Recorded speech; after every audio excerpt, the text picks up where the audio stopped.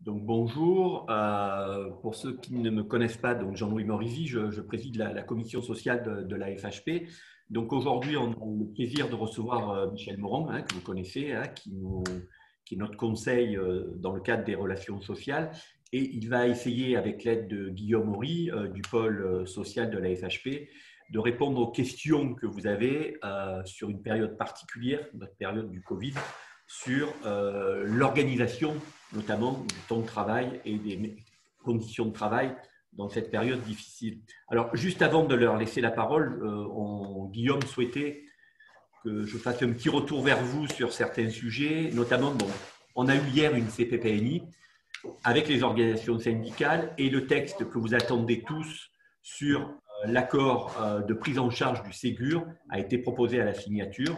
Je pense qu'on a trouvé un texte de consensus avec les organisations syndicales et nous espérons que mardi, qui est la date butoir, nous aurons la signature d'au moins une organisation syndicale pour pouvoir porter le texte auprès de la DGOS et Christine Schibler et Lamine Garbi ont des assurances pour que vous ayez des sommes débloquées dès le mois de novembre. Alors, on a aujourd'hui, vous avez vu le thème qui a été choisi, on a conscience que vous avez dû bouleverser l'organisation de vos établissements. Notamment, on a eu, pendant la période de avril-mai, de nombreuses déprogrammations. Aujourd'hui, vous savez que je suis dans la région PACA.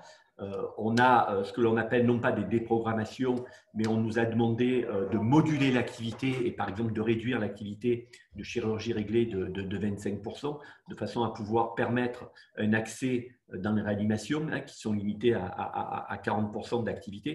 Donc ça veut dire que, et on a bien conscience que vous avez dû réorganiser les plannings et les conditions de travail de vos salariés. Alors, nous sommes partis du MEDEF. Le MEDEF négocie en ce moment sur le télétravail, mais je crois que le télétravail, pour nous, c'est un sujet vraiment accessoire. Alors, bien sûr, si vous pouvez mettre un certain nombre de salariés, notamment administratifs, en télétravail, mais on sait très bien que dans notre secteur, c'est malheureusement un sujet qui sera difficile de mettre en œuvre. Par contre, beaucoup d'établissements m'interrogent et nous interrogent en nous disant si on veut pouvoir garder nos lits ouverts, il faut qu'on puisse avoir le personnel disponible. En plus, on rentre dans une période de congé scolaire et donc beaucoup d'entre vous nous posent la question de la possibilité pour les soignants de faire garder leurs enfants quand les écoles ferment. Alors sachez que nous avons sensibilisé le cabinet du ministre à ce sujet. Chaque agence régionale, tournez-vous vers vos FHP régionales et notamment chaque agence régionale a mis un dispositif en place pour que les enfants des soignants soient prioritaires. Alors, on a assisté à un déconfinement, un reconfinement pour s'adapter à la crise. Vous avez eu certainement, et on l'a vu, puisque difficultés, notamment pour des établissements, par exemple de chirurgie, dans ma région, des établissements de pure chirurgie ont dû fermer. Comment est-ce qu'on traite le personnel, puisqu'on ne pouvait pas mettre nos personnels en chômage partiel pour pouvoir bénéficier des aides. On a essayé de trouver des accords. Quelquefois, on a eu des difficultés avec certaines organisations syndicales. Donc, j'espère que vous avez réussi à le gérer au mieux. En attendant, le but de cette courte après-midi, c'est de pouvoir répondre à toutes vos questions pratiques. Et donc, Guillaume, je vais vous laisser avec Michel Moran aborder les sujets pratiques pour nos adhérents. Merci à tous.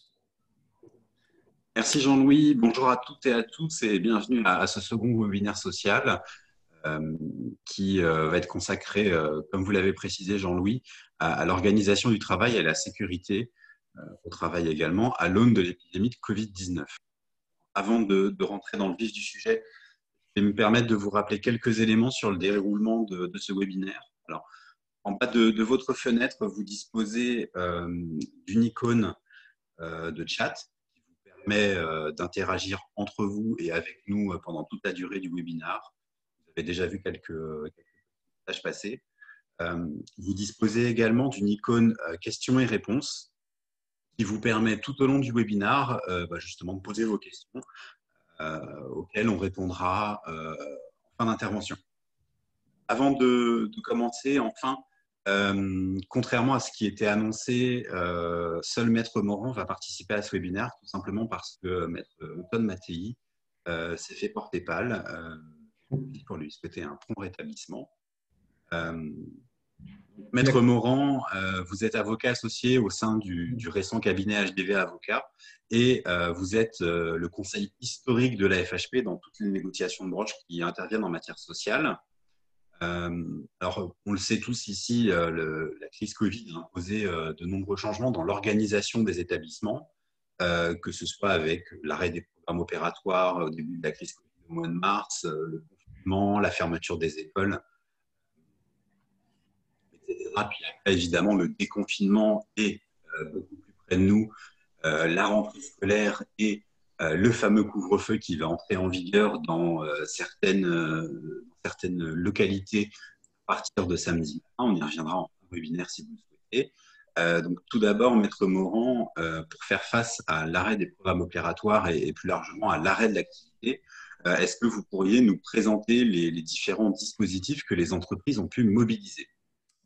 Merci, merci Jean-Louis, merci Guillaume, merci à toutes et à tous de votre présence. Donc, tout d'abord, oui, Paul-Henri ne peut pas être là, je vais le préciser, parce que malheureusement, il est comme beaucoup, il a contracté aussi la Covid. Et donc, ce matin, il était complètement sur le flanc et donc il regrette, hein, puisqu'habituellement, il participe et il anime avec le temps qui est le sien cette journée sociale de la Fédération. Alors, bien sûr, ce qui s'est passé dans beaucoup d'entreprises, hein, au moment de l'arrêt des activités, ça a été tout de suite le chômage partiel, bien évidemment. Sauf que dans votre secteur d'activité, le problème est un peu différent, puisque effectivement, les avances de trésorerie ont fait que les positions prises par la fédération n'étaient pas d'aller dans le dispositif de chômage partiel, risquant ainsi de faire double emploi, entre guillemets, entre les avances de trésorerie et l'indemnisation de l'État. Alors, si on met ça de côté, peut-être qu'on y reviendra. Je vous rappelle quand même que dans le texte initial, c'est-à-dire l'ordonnance du 25 mars 2020, il y avait un certain nombre de dispositions concernant le temps de travail. Et ces dispositions peuvent encore s'appliquer à certaines conditions jusqu'au 31 décembre de cette année. Donc le dispositif n'est pas mort encore. Et donc parmi ces dispositions, il y avait, et il y a donc toujours, la capacité, vous savez, de manière unilatérale cette fois, de mobiliser et d'imposer aux salariés donc la prise des fameux JRTT, quand il y a des JRTT, la prise des jours de repos qui résultent de systèmes d'aménagement du temps de travail, indépendamment des JRTT, qui génèrent donc des jours de repos, qui permettent de mobiliser, le cas échéant, des jours qui sont dans le CET. Et ce dispositif continue d'exister dans les limites qui sont prévues par le texte de mars 2020, c'est-à-dire la limite de 10 jours. Donc ce dispositif qui a pu servir, pourrait encore servir, mais dans la limite, s'il n'a pas été utilisé, la limite de 10 jours. Ensuite, dans ce texte aussi de mars 2020, il y avait, je vous rappelle, il était prévu que les établissements, ou certains d'entre eux, dont l'utilité était nécessaire au fonctionnement économique et social de la nation, qu'il était prévu que, là aussi, par des décisions unilatérales de l'employeur, il serait possible de dépasser un certain nombre de seuils quantitatifs en matière de temps de travail, durée quotidienne, durée maximale hebdomadaire, durée maximale moyenne, repos quotidien. Donc un certain nombre comme ça de seuils pouvaient être dépassés. Sauf que, naturellement, il était prévu de définir les secteurs d'activité qui seraient autorisés à utiliser ces dépassements, et ces secteurs d'activité devaient être définis par décret.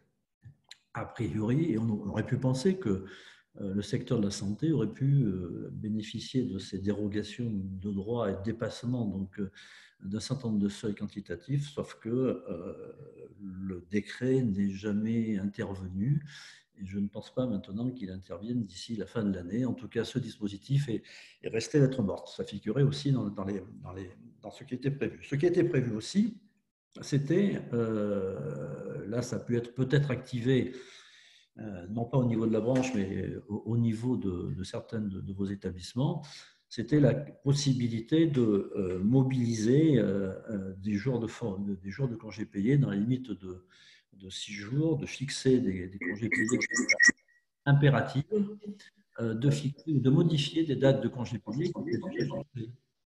Ce dispositif, vous le savez, pour être mis en œuvre, supposait soit un accord de branche qui l'autorise, soit à défaut d'accord de branche, ou même pas d'ailleurs, soit éventuellement un accord d'entreprise.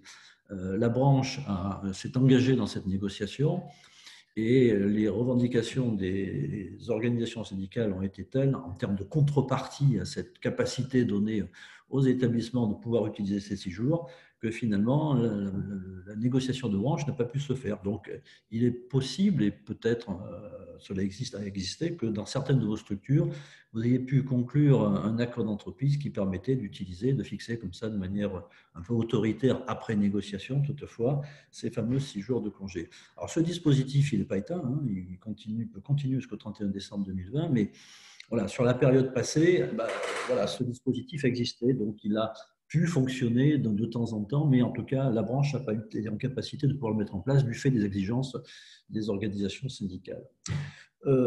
Ensuite, vous savez aussi que est venu dans le débat, aujourd'hui tout ça n'a pas abouti à des choses très claires, est venu dans le débat aussi l'idée de déplacer certaines heures non travaillées à l'époque pour les récupérer. Mais récupérer, ce n'est pas au sens de la récupération que vous utilisez habituellement. Souvent, quand vous parlez de récupération, c'est la récupération de jours fériés, c'est la récupération d'heures supplémentaires, ou compensation d'heures supplémentaires, ou récupération de jours fériés. Et cette récupération de jours fériés, telle que vous l'utilisez, c'est souvent des temps de repos en contrepartie du travail de jours fériés ou de jours fériés qui aussi quelques jours de repos, mais en tout cas, c'est des temps de repos. La récupération dont il s'agissait n'était pas celle-ci, c'est la récupération qui est prévue par le Code du travail et qui est strictement l'inverse, c'est-à-dire que l'entreprise s'arrête ou une partie de l'entreprise s'arrête dans un certain nombre de circonstances prévues par le Code du travail, on peut s'arrêter dans les circonstances prévues par le Code du travail, et ces heures non effectuées à cet instant, du fait de cet arrêt d'activité, sont récupérées. Ça veut dire qu'elles sont travaillées en plus.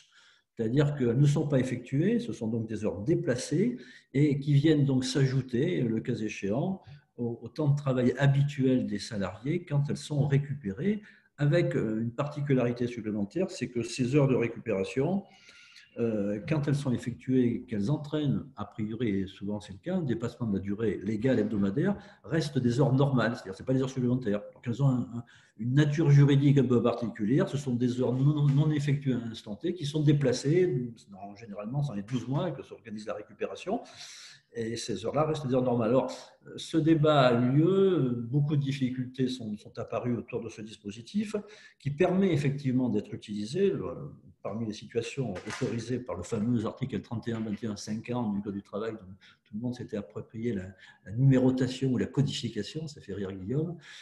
C'est vrai que ce dispositif-là permet effectivement la récupération en cas de force majeure. Alors, tout le débat a été de savoir, c'est un peu excité tout le monde, c'est ce que c'était un cas de force majeure ou pas.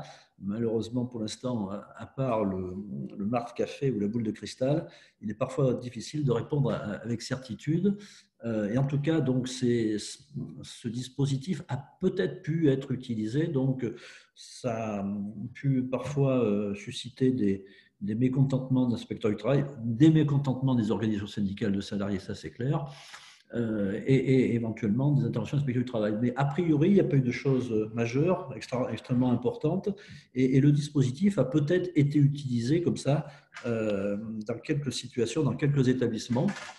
Mais voilà, j'ai perdu tout le monde, je ne vois plus personne, donc je ne sais pas ce qui se passe. Vous m'entendez ?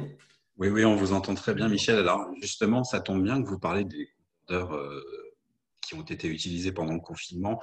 Alors oui, effectivement, il y a eu un long débat de savoir si c'était de la force majeure ou autre. Oui. aux dernières nouvelles que moi j'avais, il semble que la DGT était prête à accepter que ce soit une cause accidentelle, et de caractériser comme ça, ce qui est aussi un motif Ouais. justement de récupérer les heures de travail perdues par suite. Alors, oui, je poursuis dans l'énumération un petit peu de ce qui a pu se dire ou se faire. Après, il y avait donc sans doute dans ce qui était à mobiliser, hein, bien sûr, les les récupérations, les fausses vraies récupérations, c'est-à-dire les situations de récupération que vous utilisez des jours fériés qui pouvaient être effectivement là aussi être mobilisés, utilisés aux conditions qui étaient peut-être prévues par la convention collective, aux conditions prévues par les accords d'entreprise ou usage sur les modalités de compensation ou de récupération des jours fériés. Et puis, il y a eu toute cette problématique, un peu une confusion avec aussi ce qui s'est appelé les compteurs d'heures, c'est-à-dire qu'il arrive assez fréquemment dans vos établissements, il y ait comme ça des heures qui peuvent correspondre à des heures supplémentaires qui génèrent du temps de repos majoré ou pas, en principe, ça devrait être majoré. Et donc, là aussi, il y a eu l'utilisation et parfois ce qui entraînait quelques grincements dedans quand les établissements ont utilisé ces compteurs d'heures pour compenser des temps qui n'étaient pas travaillés dans effectivement la période un peu d'incertitude entre le chômage partiel et éventuellement les avances de trésorerie admises par les financeurs. Donc, voilà, et donc ça a été utilisé. Donc, globalement, il y a des choses qui ont été un peu, qui étaient assez proches de la légalité, d'autres, c'était un peu du bricolage, il y a eu un peu de tout, mais finalement, je crois que ça a fini par se normaliser au bout d'un certain temps. Et c'est vrai que la période de confinement et d'arrêt d'un certain nombre d'activités a créé de nombreuses turbulences. Voilà. Guillaume, sur cet aspect des choses, est-ce qu'il y a d'autres choses à préciser? non, pour l'instant, je n'en vois pas. Alors, juste une question qui pourrait être amenée à se soulever. Euh, Jean-Louis le précisait dans son introduction. Dans une région, il commence à y avoir des ralentissements d'activité, des demandes des ARS justement de stopper les activités des établissements pour justement se préparer à l'accueil de patients Covid. Est-ce que vous pensez que justement ce dispositif de compteur d'heures pourrait éventuellement être réactivé entre guillemets sans risque, ou aujourd'hui, comme ça fait maintenant plus de 6 mois que le Covid est parmi nous au quotidien, ce serait compliqué d'utiliser une nouvelle fois ce dispositif? Déjà, si vous voulez, si on évoque ces compteurs d'heures, si ces compteurs d'heures correspondent à des heures supplémentaires, c'était souvent le cas quand même, qui auraient dû être compensées. Comment dire, ces compensations d'heures supplémentaires, souvent, elles dépendent, quand elles sont prévues, elles dépendent d'accords d'entreprise ou de l'accord de demi, je crois, sur le temps de travail dans la branche. Et donc, le problématique, c'est les modalités qui étaient prévues s'agissant de la mobilisation de ces compteurs d'heures. Alors, c'est vrai que la plupart du temps, ces compteurs d'heures et leur utilisation, il n'était pas prévu qu'elles soient comme ça imposées du jour au lendemain. Dans la plupart des accords, il y avait des délais pour compenser ces heures supplémentaires sous forme de repos. Et généralement, il n'y avait pas voilà, c'était pas autoritaire, unilatéral et pas mobilisable sur les 24 ou 48 heures. C'est ça qui a posé difficulté. C'est-à-dire sortir des règles qui étaient nées d'accords d'entreprise ou d'accords de branche pour dire maintenant, allez, on liquide toutes les compteurs d'heures. Donc, la problématique était là. Je pense que la problématique sera de même nature si maintenant, à nouveau, si tant est que les compteurs d'heures existent toujours, s'ils n'ont pas été vidés ou épuisés, mais s'ils existent de nouveau, la problématique sera à peu près la même. Alors, bon, il n'y a pas beaucoup de règles. Soit on arrive à convaincre les salariés qu'il n'y a pas moyen de faire autrement, même si on passe à côté des clous de ce qui est prévu par l'accord d'entreprise ou l'accord de branche. soit il y a une résistance importante telle qu'elle a pu exister dans certains établissements où les salariés ont refusé qu'on utilise les compteurs d'heures. Donc il y aura à peu près la même problématique, sauf à pouvoir anticiper, à se dire aujourd'hui, on essaie de réviser en partie le dispositif pour permettre l'utilisation à nouveau de ces compteurs d'heures. Voilà. Mais je voudrais rebondir pour dire que indépendamment de ça, vous savez que, alors je ne sais pas là encore si le dispositif a un intérêt dans votre secteur, mais peut-être quand même, il faut en tout cas peut-être pas l'évacuer comme ça. Vous savez qu'aujourd'hui, une des préoccupations du gouvernement, c'est nécessairement l'emploi. Et il est donc des secteurs d'activité dans lesquels encore la difficulté existe de pouvoir reprendre une activité normale. Et donc a été imaginé un dispositif particulier qui s'appelle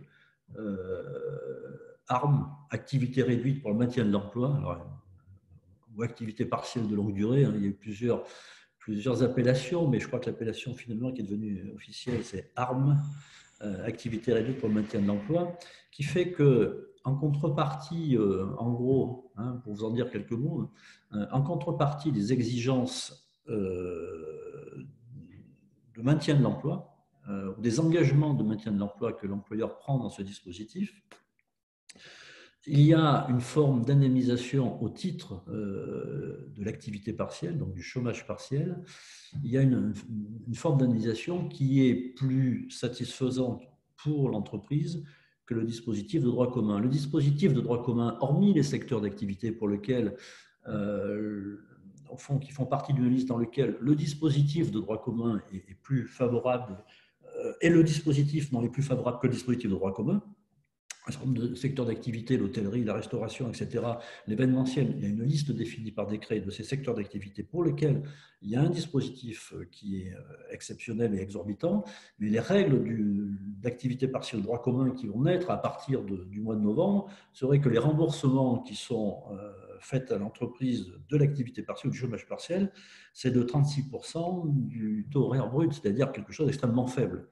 Tout ceci pour que les entreprises qui doivent utiliser encore ou réduire leur temps de travail et éventuellement utiliser l'activité partielle, puissent s'engager sur l'autre dispositif, celui de maintien de l'emploi, avec donc un régime indemnitaire plus favorable, qui serait que dans ce genre de situation, l'entreprise percevrait non pas 36%, mais 60% du taux horaire brut maintenu aux salariés. Donc un dispositif qui serait plus favorable du point de vue de l'indemnisation d'entreprise en contrepartie des engagements de maintien de l'emploi. Alors, pour que ça fonctionne, deux mots, pas plus que ça, ce dispositif, tout d'abord, il ne permet pas de réduire en totalité le temps de travail. C'est-à-dire qu'il n'est pas question d'arrêter l'activité en totalité pour des niveaux de secteur d'activité, ça n'aurait pas de sens, mais pour toute ou partie de l'entreprise, pas question de l'arrêter. C'est simplement de réduire le temps de travail dans une limite maximale qui ne doit pas dépasser 40% ou 50% de la durée légale. Autrement dit, on peut imaginer de réduire l'activité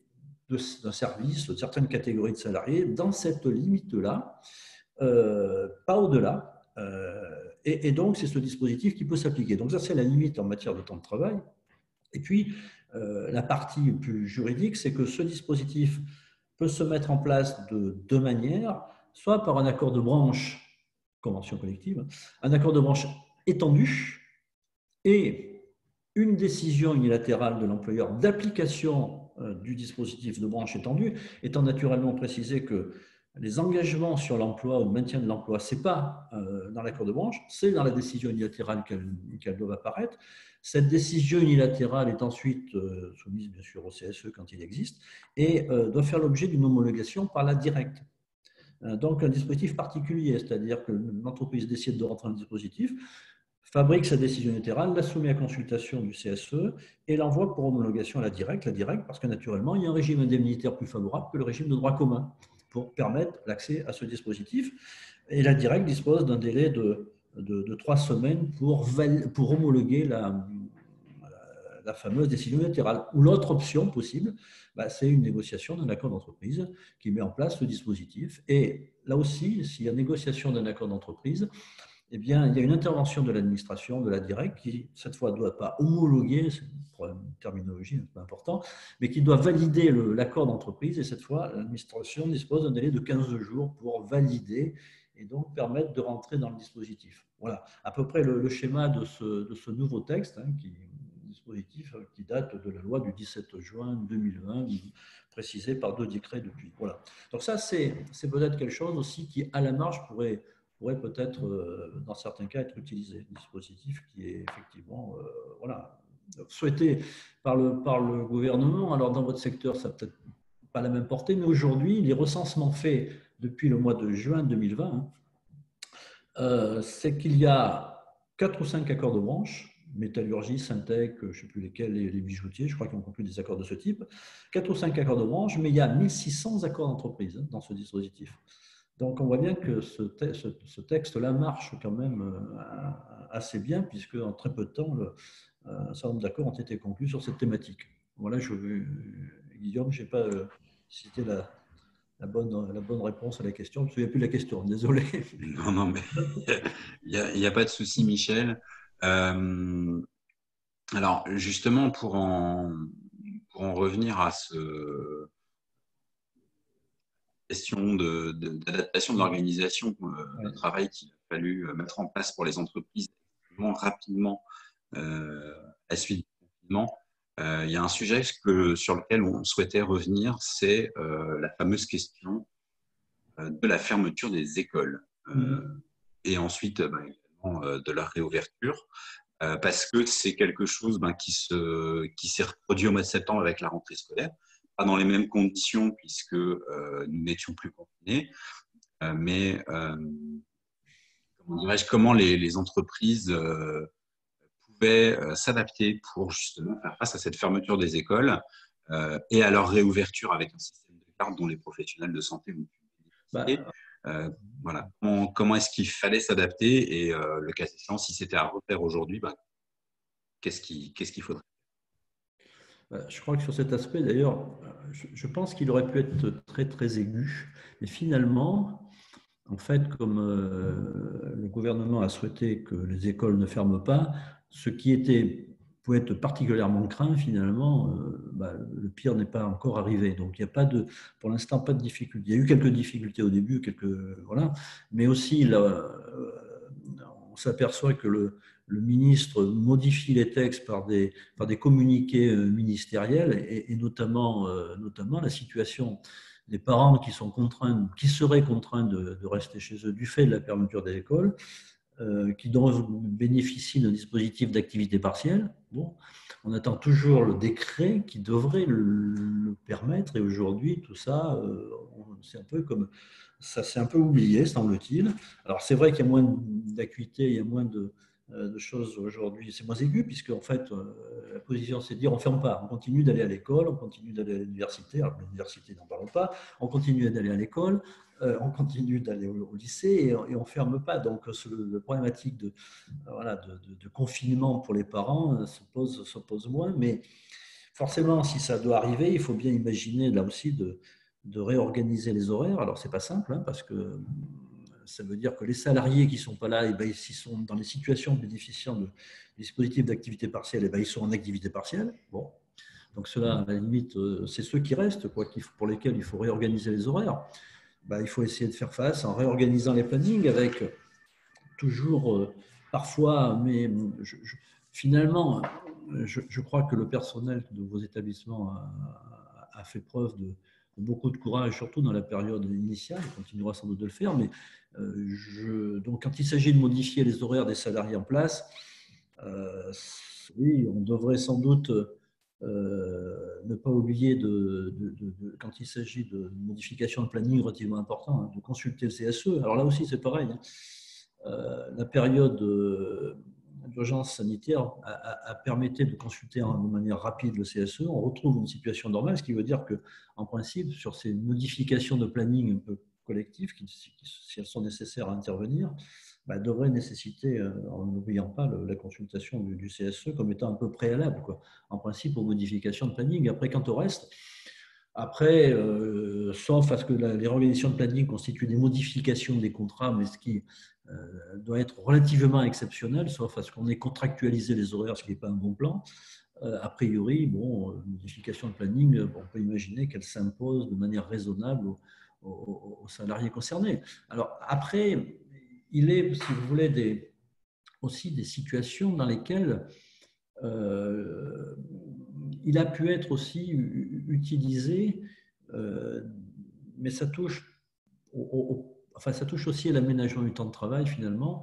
Il a pu être aussi utilisé des situations dans lesquelles on a essayé de répartir la durée légale, non pas sur l'année par exemple, mais puisque vous savez que la branche à l'époque avait conclu un dispositif permettant ce qui existait à l'époque, la modulation des horaires, mais de répartir la durée légale sur plusieurs semaines, peu importe, 6, 7, 8, 12, 15 semaines. C'est une période infra-annuelle à l'année, et la répartition de la durée légale sur cette période infra-annuelle peut permettre effectivement, en gros, de faire varier, indépendamment de la partie qualitative, mais sur plan quantitatif, de faire varier l'horaire collectif de travail entre 0 et 48 heures, hein, avec un point de rencontre à l'issue de la période infra-annuelle choisie, un point de rencontre qui est celui éventuellement du constat fait de la durée légale sur la séquence choisie,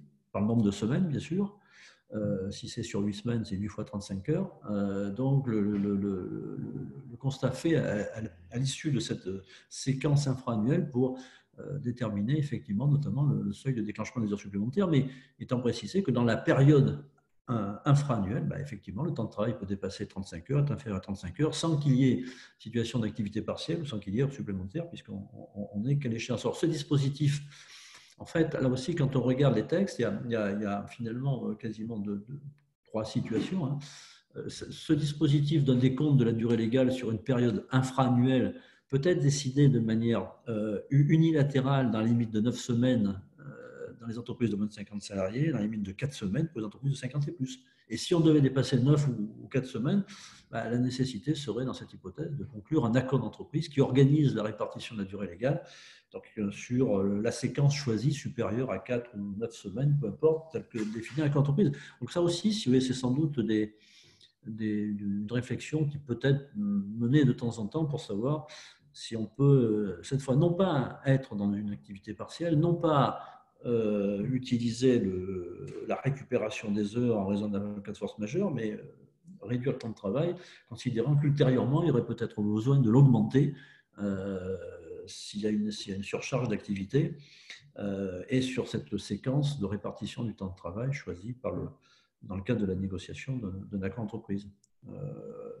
Voilà, sur cet aspect. Ce que je souhaite dire, parce que il y a une information, mais ça ne touche pas directement à la fermeture des écoles, mais je pense que ça va intéresser tout le monde, Guillaume, c'est la décision du Conseil d'État d'aujourd'hui sur les personnes vulnérables. Alors, vous savez que les personnes vulnérables, la liste a été modifiée récemment par un décret du 29 août 2020, qui a réduit la liste qui était née du précédent décret de mai 2020, qui l'a limitée, sauf que le Conseil d'État a été saisi de cette liste, donc en procédure d'urgence, il y a un référé du Conseil d'État, et donc le Conseil d'État s'est prononcé aujourd'hui et a considéré, donc a annulé le décret du 29 août 2020, tout va bien, considérant que ce décret n'était pas cohérent ni suffisamment motivé par le gouvernement. Donc, la liste des personnes vulnérables née avec le décret du mois d'août qui avait un peu stabilisé les choses,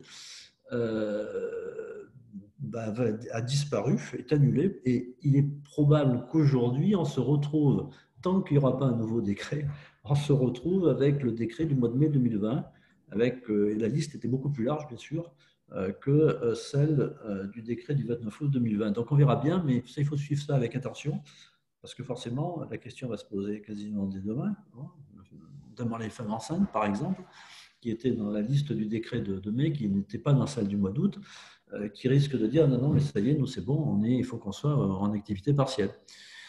Donc, il faut suivre ça après. On peut imaginer peut espérer en tout cas que le gouvernement va réagir très très vite à cette décision du Conseil d'État pour reprendre un nouveau décret qui redéfinisse une liste qui est conforme cette fois à ce que souhaite le Conseil d'État. Donc on verra bien. Donc ce n'est pas lié directement à la la fermeture des écoles, mais ça touche aussi une thématique assez, sans doute qui risque d'être avec un peu plus d'acuité encore, si le gouvernement ne se dépêche pas de prendre un nouveau décret. Oui, tout à fait. Sachant que sur ce sujet-là, effectivement, le principal changement était justement que les femmes enceintes qui étaient à leur 3e trimestre de grossesse, puisque c'était la caractéristique, si je peux me permettre de parler ainsi, des personnes vulnérables, en tout cas, cette liste, c'était les principales populations qui avaient la liste parle de décret du mois d'août. Mais on me souffle dans l'oreillette qu'on attend un tweet de la ministre du Travail, justement, qui va venir préciser la liste des personnes vulnérables. Vous aurez évidemment compris que c'est une blague et que c'est une référence à un sujet qu'on va aborder un peu plus tard sur justement le fameux droit souple. Mais avant d'en évoquer et d'évoquer ce sujet, je voudrais qu'on aborde un dernier point sur le confinement et les changements qui ont dû être apportés aux entreprises sur le sujet, c'est notamment les conditions de travail. On l'a bien vu pendant le confinement, les conditions de travail ont été bouleversées, elles l'ont été d'autant plus depuis le mois de septembre avec le masque obligatoire en entreprise. Est-ce que vous pourriez nous rappeler, Michel, les démarches que les entreprises ont dû ou ont pu réaliser pendant le confinement et puis après, je pense qu'on est à peu près je crois que vous étiez identiques. Je crois que votre secteur était en avance sur un petit peu les recommandations du ministère et pour cause, sur l'utilisation bien sûr des gestes barrières, sur l'utilisation des masques quand il y en a eu nécessairement. Donc tout ce dispositif-là, protocole donc sanitaire, différentes moutures du ministère de la Santé, celui du Travail, etc. Donc tout ça, forcément, c'était déjà intégré dans vos établissements et pour cause. Nécessairement, il y a eu quelques difficultés dans certaines entreprises qui étaient en situation de confinement, donc d'arrêt d'activité. Et au moment de la reprise d'activité, s'est posé la question de savoir si les salariés étaient dans des situations qui leur permettaient de reprendre leur activité dans des conditions qui étaient susceptibles de protéger leur santé. Donc, il y a eu le fameux arrêt de la Cour d'appel de Paris, l'arrêt Amazon, où à l'initiative des syndicats de salariés, le juge et la Cour confirmé par la Cour d'appel de Paris a ordonné la suspension de la reprise d'activité tant que les mesures nécessaires n'avaient pas été prises de protection de la santé, considéré qu'elles étaient insuffisantes, tant que le CSE n'avait pas été consulté et tant que la DUERP n'avait pas été mise à jour. Donc, si vous voulez, il y a eu cet arrêt-là qui a un peu effrayé tout le monde, mais effectivement, qui était au fond dans la ligne droite de l'article 4121 du Code du travail. Je rappelle qu'il prévoit que l'employeur prend les mesures, indépendamment du dispositif Covid-19, l'employeur prend les mesures nécessaires pour assurer la santé physique et mentale des travailleurs. Donc, c'est un principe de portée générale qui est dans le Code du travail depuis fort longtemps. Et donc, l'aspect Covid, finalement, on est dans l'application de ce dispositif à portée plus générale. Donc, voilà. Et finalement, votre secteur d'activité n'a pas été confronté trop à cette problématique, sauf que de temps en temps, il y a eu une direction d'inspecteurs du travail qui ont fait un peu de zèle, mais globalement, parce que vous aviez déjà anticipé de manière importante un petit peu toutes ces problématiques-là, il n'y a pas eu de choses extraordinaires dans vos établissements autour de ce dispositif. Alors, ça ne veut pas dire qu'il ne faut pas relâcher l'attention, bien évidemment, parce que derrière ça, il y a quoi? Vous le savez, il y a toujours le risque de recherche de la faute inexcusable de l'employeur, qui permet donc une indemnisation des salariés en fonction du préjudice réellement subi et non pas une réparation forfaitaire. Et puis, le pire n'étant pas à venir, heureusement, le risque pénal. Mais a priori, tout ça, pour l'instant, ça n'a pas émergé, fort heureusement. Donc, voilà, je crois que les entreprises, bien sûr, su s'adapter. Je pense que les précautions ont été prises, la fabrication, la refabrication, la précision de la DUERP, ça c'était forcément évident. Associer le CSE ou la Commission santé, sécurité et conditions de travail quand elle existe à l'ensemble des mesures, et ça me paraissait assez indispensable, et je crois que ça a été à peu près fait, un peu partout. Donc le dispositif est aujourd'hui à peu près normalisé. Alors je voudrais revenir, que ça, je l'ai omis tout à l'heure et je m'en excuse. Il y a un concurrent finalement au dispositif ARM évoqué tout à l'heure et qui ressort, qui vient un peu concurrencer ce dispositif ARM, qui est le fameux APC, accord de performance collective. Alors vous savez, ça c'est l'invention d'une des ordonnances Macron, c'est-à-dire alors avec des objectifs différents, cet accord, hein, c'est soit pour répondre aux nécessités de fonctionnement de l'entreprise, ça couvre tout, soit pour développer ou protéger l'emploi.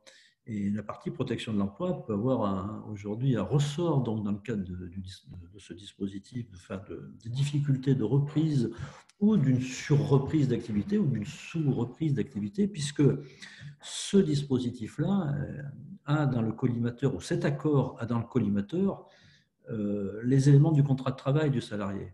Alors, pour vous le résumer, hein, simplement, parce que je vois que le temps passe, hein, mais pour vous le résumer simplement, donc c'est un accord d'entreprise conclu en principe avec les OS, peut-être imaginer par exception avec le CSE, qui peut s'attaquer à tous les éléments du contrat de travail, c'est-à-dire qui peut s'attaquer au temps de travail, soit en l'augmentant, soit en le réduisant, qui peut s'attaquer, si je puis dire, à la rémunération du salarié contractuel, soit en la réduisant, soit en l'augmentant dans des proportions qui ne sont pas strictement proportionnelles à une augmentation du temps de travail, par exemple, on se dit ben, on va retravailler 39 heures, on sera payé que 37, bon, voilà.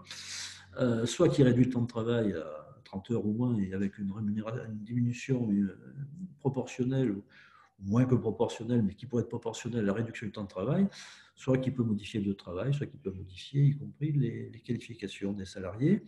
Donc, le socle contractuel peut être atteint. Et donc, avec une procédure spécifique pour ceux qui s'opposent, puisque cet accord suppose qu'il soit présenté aux salariés concernés, suppose que les salariés l'acceptent, acceptent non pas nécessairement la modification de leur contrat, mais acceptent que l'accord collectif puisse, en quelque sorte, mettre entre parenthèses les clauses contraires et incompatibles du contrat, c'est à peu près ce que dit le texte, pendant la durée d'application de l'accord, c'est-à-dire que les salariés admettent finalement de réduire leur temps de travail et leur rémunération, acceptent d'augmenter leur temps de travail sans augmentation nécessairement corrélative de leur rémunération, acceptent ça. Bon, pour ce faire, ils ont un délai d'un mois qui est prévu par le texte, avec, en absence de réponse, une acceptation tacite.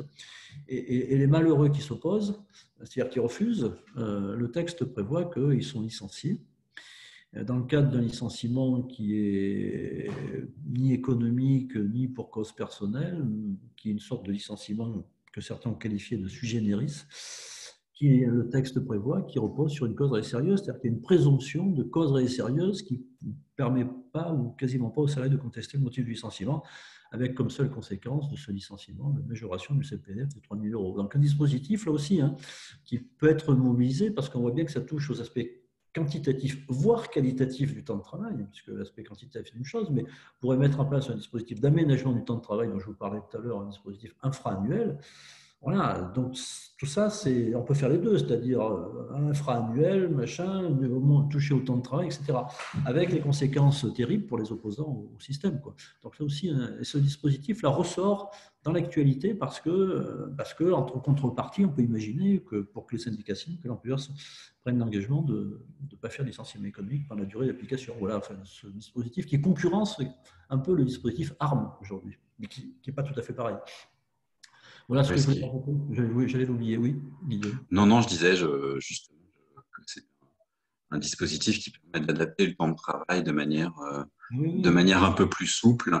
Oui. Mais justement, pour aller sur ce sujet, on voit aujourd'hui dans la fonction publique, hospitalière notamment, il y a des mises en place de dispositifs pour augmenter le temps de travail des salariés, facilitation du recours aux supplémentaires. Alors, je sais que ce n'est pas forcément le cas de tous les établissements et donc forcément, ce n'est pas le cas de tous les participants aujourd'hui.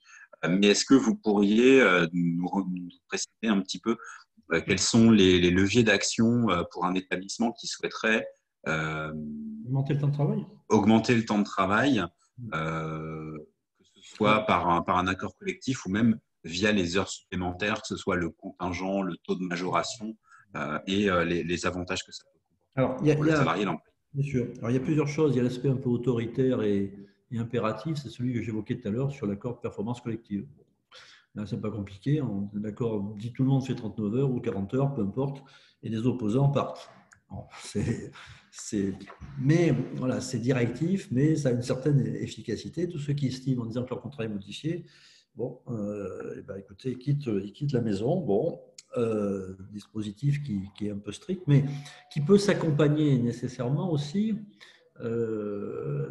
d'autres incitations. C'est-à-dire qu'après, l'accord, comme c'est un accord collectif, il peut faire ce que aujourd'hui l'accord collectif peut faire à cette entreprise, c'est-à-dire librement définir le contingent d'heures supplémentaires, 500 heures si on veut, enfin il faut le négocier bien évidemment, librement définir le contingent d'heures supplémentaires et quasiment librement définir le taux de majoration des heures supplémentaires, lequel taux de majoration peut effectivement écarter le dispositif légal des 25 ou 50% sous réserve de ne pas descendre en dessous du seuil de 10%.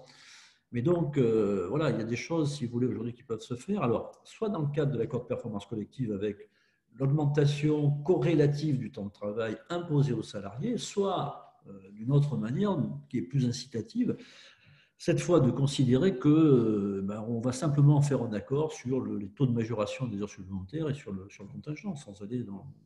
Et qu'au fond, il y a ceux des salariés qui sont, plutôt que d'utiliser parfois des vacataires, entre guillemets, ou des salariés qui viennent d'autres établissements de santé ou qui viennent du secteur public avec les difficultés qui peuvent exister quand on fait appel à des fonctionnaires, à la fonction publique hospitalière, il est possible aussi de réserver ces heures supplémentaires à ceux des salariés de l'établissement qui souhaitent en faire. D'autant plus qu'il y a aussi, vous le savez, des incitations fiscale à l'utilisation des heures supplémentaires. Donc là aussi, il y a sans doute des possibilités qui peuvent être utilisées assez facilement. Oui, tout à fait, incitation fiscale, puisque si ma mémoire est bonne, depuis les lois Gilets jaunes du début de l'année 2019, les heures supplémentaires sont défiscalisées jusqu'à un montant correspondant à 1 000 euros. C'est ça. C'est pas négligeable. Effectivement, le contingent d'heures supplémentaires, oui. On peut faire 11 heures, on est à peu près sur le maximum de durée du travail qu'un salarié peut accomplir en plus sur une année. Oui, c'est ça. Si on fait le 44 heures semaine, 47 semaines. Oui. L'accord de branche, je crois, avait fixé les contingents qui s'appliquaient à l'époque, 130 heures, mais cet accord a une valeur supplétive, c'est-à-dire que, vous savez, l'accord d'entreprise prime sur certains thèmes qui sont contenus dans la loi. Tout à fait. Voilà. Tout à fait. Et pour l'expliciter très rapidement, le contingent annuel d'heures supplémentaires, il a vocation à servir de déclenchement à ce qu'on appelle la contrepartie obligatoire en repos. En très résumé, fait qu'une heure supplémentaire coûte à l'entreprise grosso modo 2 fois plus cher. Oui.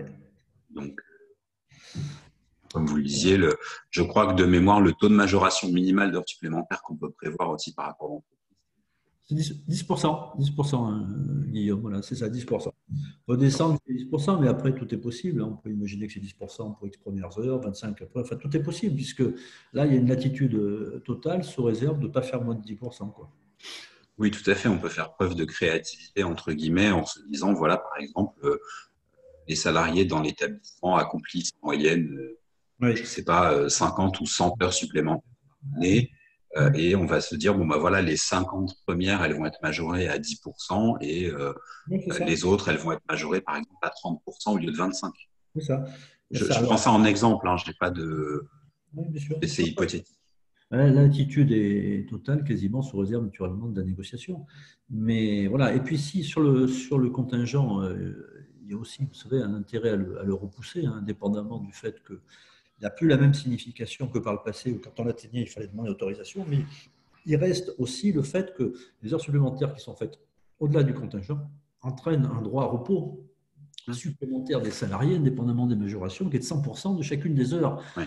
et puis au-delà du contingent. Donc, il y a, alors certes, c'est des heures payées, mais quand même, comme elles le seraient, payées, puisque si on veut inciter à augmenter un peu les rémunérations et surtout la défiscalisation, donc elles seraient forcément payées.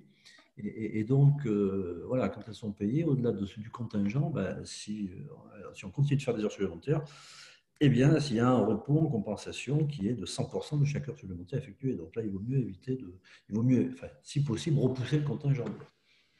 Tout à fait. Et c'est ce que je voulais dire justement, parce que les heures supplémentaires pouvaient être 2 fois plus chères. Ouais. Justement, Michel, vous l'évoquiez tout à l'heure sur les autres dispositifs. Une question un petit peu sensible, mais qui est liée à votre profession. Alors évidemment, sans trahir le secret professionnel ou d'affaires, est-ce que parmi vos clients, vous avez eu des débuts de contentieux qui sont liés aux adaptations qui ont dû être faites par les entreprises à l'occasion du confinement? Non, je crois qu'il n'y a pas tellement finalement. Pas tellement. Les vrais contentieux, enfin les contentieux ou les menaces de contentieux, ça a été plutôt ce que j'indiquais tout à l'heure, c'est-à-dire que en fait, c'était au fond, alors c'est peut-être encore trop tôt, hein, il ne faut pas désespérer, si je puis dire, mais non, c'était surtout sur l'aspect tenant au protocole de déconfinement, mise en œuvre des mesures de protection de la santé des salariés. Alors c'est vrai qu'il y a eu ce que j'évoquais tout à l'heure, le fameux arrêt Amazon, où l'entreprise n'a pas pu ouvrir ou a dû fermer dans l'attente effectivement de prendre les mesures nécessaires susceptibles de protéger la santé des salariés. Donc il y a eu un peu ça, mais pas tellement finalement. Il y a eu des menaces des syndicats, des menaces. Alors c'est vrai qu'au début, les menaces ont été relativement importantes, et puis les entreprises petit à petit ont vu qu'il y avait sans doute qu'il fallait faire quand même le maximum pour protéger la santé des salariés. Et en fait, les protocoles de déconfinement proposés par le ministère, relayés par le MEDEF ou par d'autres, finalement, les entreprises les ont mises en œuvre, et globalement, les choses se sont finalement pas trop mal passées. Alors ça ne veut pas dire qu'il n'y a pas eu des menaces, ou plus que des menaces parfois, l'utilisation du droit de retrait, le fameux droit de retrait, quand ça estime qu'il y a quelque chose qui est susceptible de ménager sa santé ou sa sécurité. Donc il y a eu de temps en temps des choses de ce type. Je pense que dans vos établissements, il y en a eu aussi, mais pas tellement finalement. Mais bon, ça restait généralement plutôt limité à quelques salariés. Donc ça n'a pas entraîné de conséquences majeures. Alors ça ne veut pas dire que demain, si vous voulez, quand un salarié va dire, mais bon, le Covid, j'ai contracté, qu'il n'importe la preuve, c'est pas si simple que ça, mais bon, dans l'établissement, ça ne veut pas dire qu'il n'y aura pas des actions sur le plan de la faute inexcusable de l'employeur. Mais pour l'instant, bon, il n'y a pas de contentieux de ce type, pas vraiment. Sachant que sur le droit de retrait, le ministère du Travail a précisé rapidement après le début du confinement que dès lors que l'employeur met à disposition les éléments de protection et les équipements de protection nécessaires, le droit de retrait n'était pas justifié. Oui, c'est ça. Mais justement, pour faire la transition vers cette seconde vague qui aujourd'hui est là et qui entraîne de nouvelles annonces gouvernementales, on en parlera en puisque les actualités sont un peu brûlantes sur le sujet.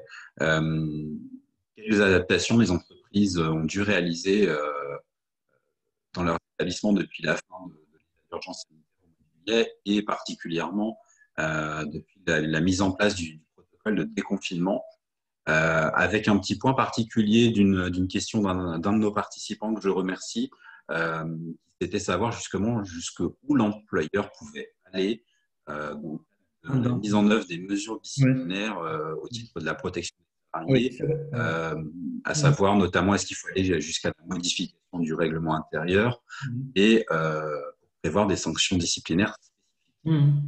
Alors, sur les aspects tenant aux problématiques de santé et sécurité, bon, vous savez que l'employeur s'expose pénalement, bien évidemment. Donc, en contrepartie, d'une certaine manière, que ce soit sur le problème du déconfinement ou des protocoles sanitaires, peu importe, dans ce domaine, au fond, la tolérance est zéro, quoi, finalement, à l'égard des salariés. Tolérance zéro, et la jurisprudence est assez claire en disant que si le salarié refuse la mise en place des dispositifs de protection, hein, qu'il s'agisse aujourd'hui des masques ou dans le secteur du bâtiment, je ne sais peu importe, les dispositifs de protection mis à sa disposition par l'employeur, bah, ce salarié s'expose à des sanctions, il s'expose à être licencié si son refus persiste. Tout simplement parce que le corollaire de ça, c'est la responsabilité pénale de l'employeur. Donc la tolérance est zéro. Alors à l'égard de ça, bah, dans vos structures, bah, oui, pas que dans vos structures, hein, le port de masque est obligatoire. Ça, vous le savez depuis longtemps, en plus, bien avant tout le monde. Et là aussi, il n'y a pas de tolérance à avoir. Ce qui veut dire quoi? Ce qui veut dire que pour asseoir avec un peu plus de fermeté ou de sécurité juridique, mais au moins en tout cas avec plus de fermeté, cette obligation, bah, peut-être qu'effectivement, il faut faire une note de service, vous rappeler, mais j'imagine que vous avez dû faire ça depuis longtemps, mais une note de service dans laquelle bah, on insiste sur le fait qu'il n'y a pas de tolérance à l'égard de ça, et que le salarié qui mépriserait ou refuserait d'utiliser ce dispositif de protection de sa santé et de celle, bien évidemment, des usagers, ben, s'expose à des sanctions disciplinaires, voire au licenciement. Alors après, si on fait une note de service qui porte comme ça qui emporte des sanctions disciplinaires, quand même, ça ressemble à une sorte d'adjonction au règlement intérieur, et la sécurité juridique voudrait que ça fasse l'objet des mêmes procédures que le règlement intérieur, s'il y a une consultation du CSE et une transmission de l'inspection du travail, un affichage dans l'établissement. Donc voilà, je crois qu'à l'égard de ça, alors il y a une autre question qui est, celle-ci, je crois qu'il n'y a pas trop d'état d'âme à avoir sur les réponses à donner. En revanche, il y a une autre question qui concerne le dépistage. Ça, c'est un peu plus compliqué. Autrement dit, la question, est-ce que on pourrait imposer aux salariés de se faire dépister, et plus particulièrement également quand ces salariés reviennent d'une période d'absence de longue durée, de congés payés, je ne sais trop. Question qui est quand même aussi importante. Bien évidemment, sur le port du masque, le ministre s'est prononcé en disant attention, c'est obligatoire, et si les salariés n'y consentent pas, ils seront sanctionnés, voire licenciés. Je ne sais pas s'il y a des licenciés, mais sanctionnés. En revanche, sur le dépistage, là, il n'y a pas eu de prise de position très nette. Mais mon avis est que, si vous voulez, c'est presque de même nature que d'autres obligations qui existent en matière de sécurité. C'est-à-dire que dans une entreprise, quand, par exemple, il y a quelqu'un qui est chargé de conduire des salariés ou de conduire des usagers, on va lui demander que de temps en temps, il se soumette à des tests de dépistage d'alcoolologie. Et donc, c'est un peu de même nature, hein. C'est la protection de sa santé, la protection de la santé des autres, et dans certains cas, la protection des usagers. Et je ne suis pas très éloigné de penser que c'est un peu de même nature que le masque, à condition de bien cerner qui pourrait être concerné par ces situations de dépistage, les situations qu'il imposerait quelqu'un qui est parti, quelqu'un qui est parti, je ne sais pas, qui avait ici un congé parental de longue durée, avant de reprendre ses fonctions, moi, ça ne me paraîtrait pas anormal qu'on lui demande d'être dépisté. Alors après, dans tout ça, c'est les résultats du dépistage aussi, qui en a connaissance, a priori le salarié, bien sûr, pas l'employeur. Après, c'est de savoir si on peut demander au salarié qu'il informe l'employeur des résultats du dépistage.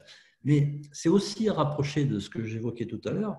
Quand quelqu'un est chargé de conduire des salariés d'une entreprise, on lui demande régulièrement de donner son permis de conduire, quoi. Donc, il y a une obligation d'information de l'employeur. Le salarié ne va pas conduire le véhicule si on l'a suspendu ou retirer son permis, et donc il y a souvent cette obligation d'informer l'employeur régulièrement de l'existence du permis de conduire. Là, c'est un peu de même nature. Donc imposer aux salariés qui est dépisté de donner les résultats du dépistage, ça ne me paraît pas tout à fait impensable, quoi. Alors c'est vrai que c'est un peu en dehors des chemins plus parcourus du masque, etc. Mais je crois que là, c'est aussi quelque chose qui, à condition de bien cerner les salariés concernés, de bien cerner les situations qu'il imposerait, je suis assez convaincu qu'on pourrait faire de la même manière que pour le masque, c'est-à-dire une note de service du style règlement intérieur ou soumis au même formalisme que le règlement intérieur. Les transmissions à l'inspecteur du travail, pour voir d'ailleurs ce que l'inspecteur du travail en penserait, puisque vous savez que l'inspecteur du travail a un contrôle pour vérifier si ce n'est pas une atteinte excessive aux libertés, à l'exercice des libertés individuelles. Donc il serait pas inintéressant de le faire. Moi, je pense que ça peut avoir une certaine pertinence et en tout cas une certaine aussi validité d'un point de vue juridique. Tout à fait. Alors, j'en profite juste pour vous rappeler, rappeler aux participants que la FHP vous propose un modèle de note de service pour pouvoir l'adjoindre et le mettre en annexe de votre règlement intérieur, notamment sur le masque. Justement, alors nous, c'est une question qui commence à revenir assez régulièrement et qui est d'ailleurs dans le chat sur j'ai bien compris que sur le test PCR, bon, vous pensez que ça peut être mis en place dans les établissements? Alors, je crois, j'ai vu passer une question au passage en disant pour les permis de conduire, c'est prévu dans les contrats. Je dirais que ce n'est pas forcément pourquoi pas, hein, mais je crois que ça fait bien partie ça, du règlement intérieur. Hein, tout à fait. Alors justement, plusieurs précisions sur les tests. Il faut savoir que le protocole de déconfinement qui a été établi par le ministère du Travail interdit en principe à l'employeur de mener des campagnes de dépistage, sauf, il y a une exception à cela et ça commence à se produire dans certains établissements, lorsque cela émane d'une décision d'une autorité sanitaire.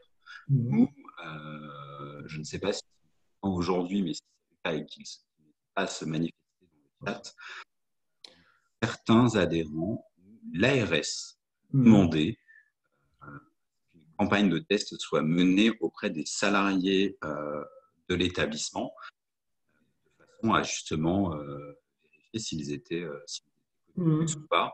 Alors effectivement, ça peut se manifester lorsque vous avez un ou plusieurs salariés qui ont eu le Covid-19 ou qui ont le Covid-19.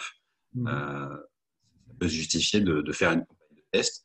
Ce qui peut s'envisager aussi, mais là, ça va dépendre du climat social de l'établissement, c'est aussi que les salariés eux-mêmes le demandent.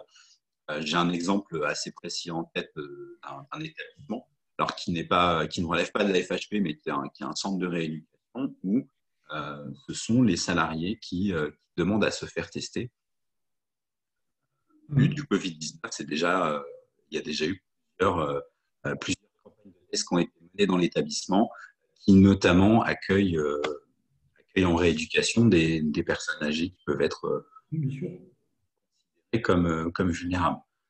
Sincèrement, Guillaume, moi, je ne vois pas la distinction qu'on fait aujourd'hui je reviens à cet exemple, entre le salarié à qui on demande de temps en temps, où on lui demande si on s'aperçoit que ça ne va pas bien, d'être dépisté avant qu'il prenne la voiture ou le camion ou je ne sais trop, ou le bus pour conduire. Le test d'alcoolémie.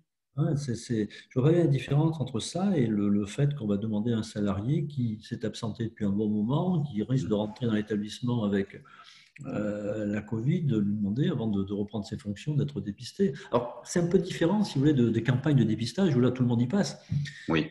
Ça serait, pour qu'il n'y ait pas une réaction épidermique de l'administration du travail, considérant que par la généralité, d'ailleurs, c'est ce qui s'était passé exactement pour le dépistage de l'alcoolémie. On dit, si on impose ça sans nuance à tout le monde, bon, ça ne marche pas, quoi. En revanche, il faut que ça soit justifié par la fonction, justifié par le poste, justifié par des conditions qui font que la limitation à une liberté individuelle soit proportionnée au risque. Et ça ne me paraît pas tout à fait anormal. Alors après, il y a le dépistage et puis il y a les résultats. Mais les résultats, je crois que c'est, comme je le disais tout à l'heure, hein, c'est même nature que l'obligation qui existe dans certaines situations aux salariés de régulièrement informer, alors de produire le permis de conduire, ou alors s'il y a une suspension du permis, d'en informer l'employeur, quoi. Tout à fait.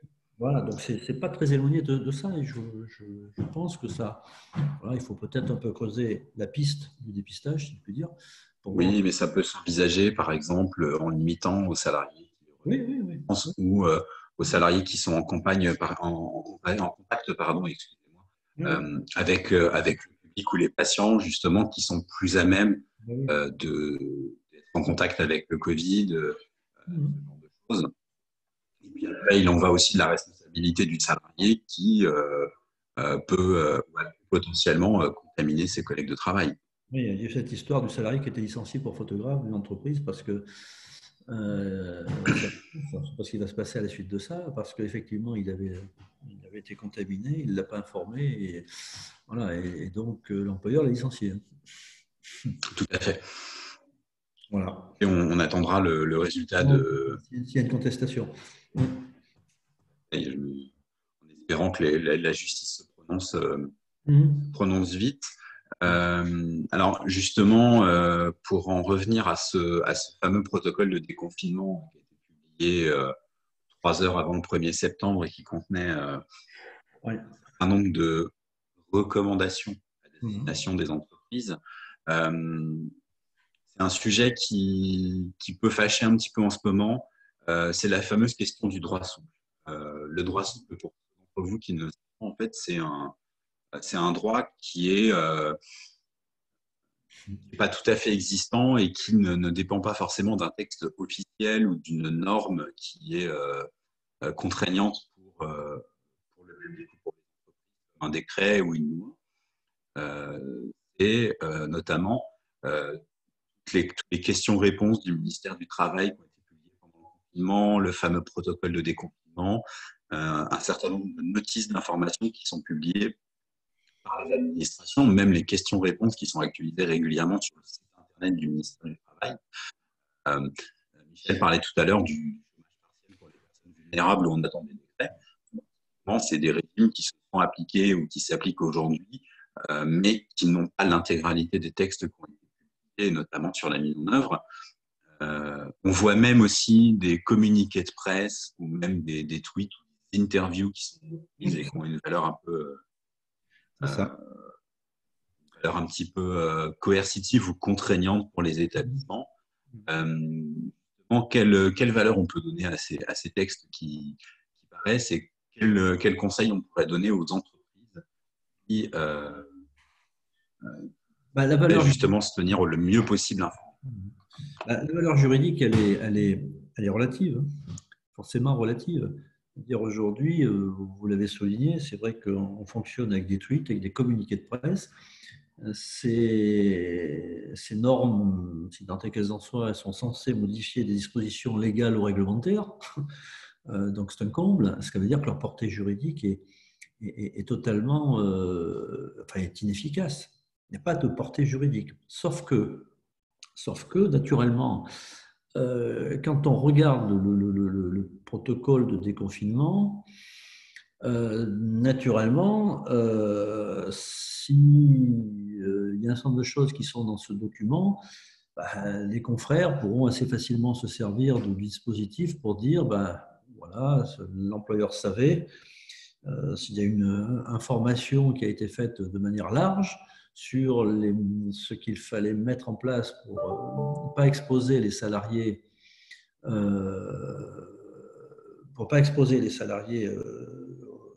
exposer leur santé, pardonnez-moi. Donc vous ne l'avez pas fait, donc ben, voilà, c'est un élément supplémentaire pour justifier qu'une action judiciaire soit mise en place sur le terrain de la faute inexcusable. Mais au-delà de ça, hein, je vous disais tout à l'heure, hein, en revanche, il y a sur cette thématique de la protection de la santé, il y a ce dispositif qui est dans le Code du travail depuis longtemps, qui impose à l'employeur de prendre toutes les mesures nécessaires pour protéger la santé et la sécurité des salariés. Donc voilà, alors ça rajoute une couche supplémentaire. Mais pour l'heure, bah, c'est vrai qu'on voit apparaître ce type de, vous avez appelé de droit souple, oui, c'est ça, mais c'est souple sans doute, mais est-ce que c'est véritablement du droit? Pas nécessairement, ça a une valeur relative, quoi. Ça ne peut pas s'imposer, mais ça a une valeur relative. Ça peut être utilisé dans le cadre d'un contentieux à l'appui de la justification d'une demande, quand on n'a pas respecté ce que le droit souple avait préconisé, quoi. Voilà, moi, je sais pas. Tu vois, pour un juriste, c'est toujours compliqué de débattre de de quelque chose qui sort des règles habituelles. Moi, je suis toujours surpris de constater que par un communiqué de presse, on peut modifier les textes réglementaires existants. On évoquait tout à l'heure la situation de la fermeture des écoles. Ben oui, depuis le mois de septembre, le 1er septembre, on sait que si on est dans cette situation, les parents, ou le père ou la mère, peut rester chez lui, garder ses enfants et puis bénéficier du système d'allocation partielle. Sauf qu'il n'y a aucun texte, ça n'a pas été prévu, ça n'existe pas, quoi. Donc, qui pourrait s'en plaindre? L'administration du travail qui indemnise, mais bon, c'est pas elle qui va s'en plaindre, puisque ça dépend du ministère, tout ça, de cette directive du ministère. Donc, au fond, on ne voit pas bien, sauf quoi? Sauf considérer que dans cette hypothèse, le salarié est en absence injustifiée. Bon, parce qu'il n'y a pas un texte qui l'autorise expressément à rester chez lui, hormis un communiqué. Bon, j'imagine pas que ça puisse exister en pratique. Pour autant, le salarié, il n'a pas le droit de rester chez lui aujourd'hui, à défaut d'un texte qui l'autorise expressément, quoi. Mais bon. Donc, si vous voulez, d'une certaine manière, ça crée malgré tout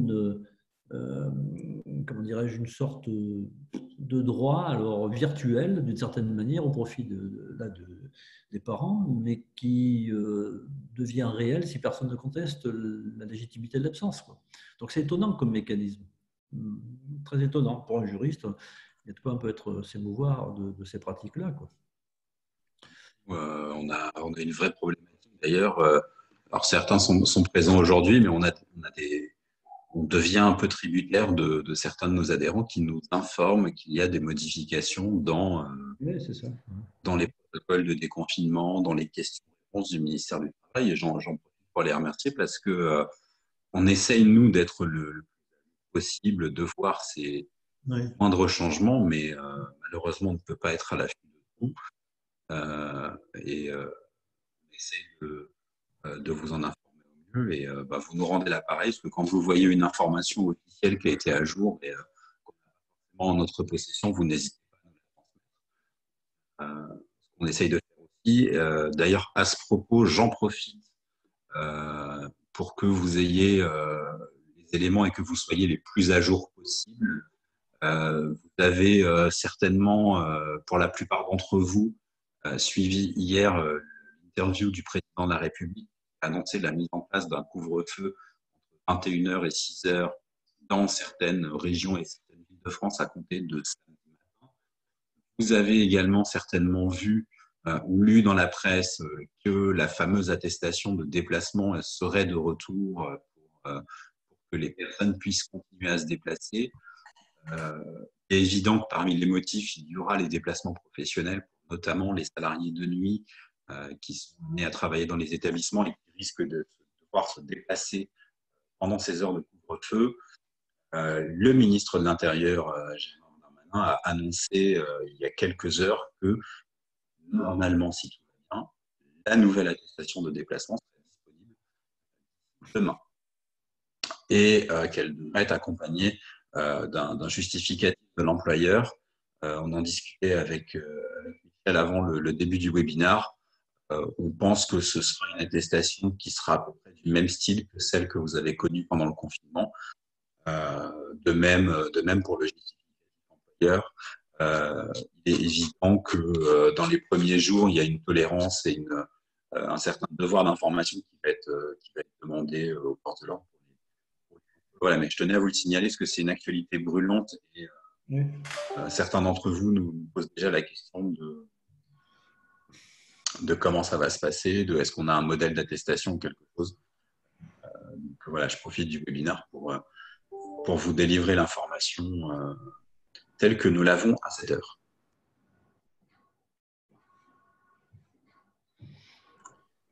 J'en profite dans le chat, si vous avez des questions, surtout n'hésitez pas à les poser.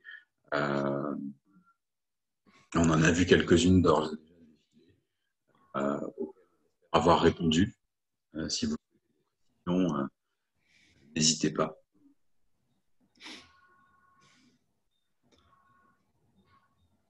Bon.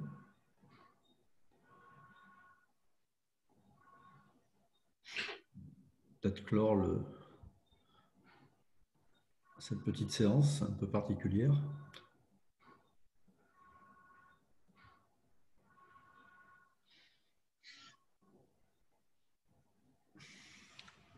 Oui, tout à fait. Je vois si dans le chat, certains de nos adhérents ont des questions, des interrogations auxquelles ils répondent.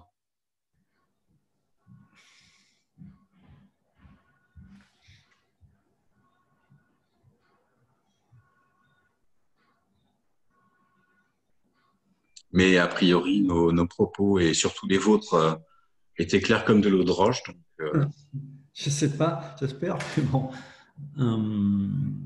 Voilà, enfin bon. Ou alors ils se sont endormis, qui sait. Mais non, je vois déjà apparaître des messages de remerciement. Écoutez, si vous n'avez pas de questions, on va se permettre de clore ce webinaire. Juste pour